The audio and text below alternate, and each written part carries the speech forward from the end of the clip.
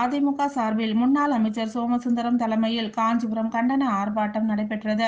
அதிமுகவின் இளைஞர் பாசறை, பெண்கள் பாசறை, மகளிர் அணி, மாணவர் அணி ஆகிய சார்பு அமைப்புகளின் சார்பில் இன்று காலை 10 மணிக்கு வருவாய் மாவட்டங்களில் உள்ள மாவட்ட ஆட்சியர் அலுவலகங்கள் முன்பு மாபெரும் கண்டன ஆர்ப்பாட்டங்கள் நடைபெறும் அறிவிப்பினை தொடர்ந்து காஞ்சிபுரம் மாவட்ட ஆட்சியர் அலுவலகம் அருகே காவலான் கேட் பகுதியில் அதிமுக இளைஞர்கள், இளம் பெண்கள் பாசறை மற்றும் மாணவர் அணி சார்பில் முன்னாள் அமைச்சர் வி. சோமசுந்தரம் தலைமையில் 500க்கும் மேற்பட்ட திமுகவினர் கலந்து கொண்டு கண்டன ஆர்ப்பாட்டத்தில் மாநில அரசுக்கு எதிராகவும் போதைப் பொருள் ஒழிப்பு குறித்து கண்டன கோஷங்கள் எழுப்பி ஆர்ப்பாட்டம் நடைபெற்றது.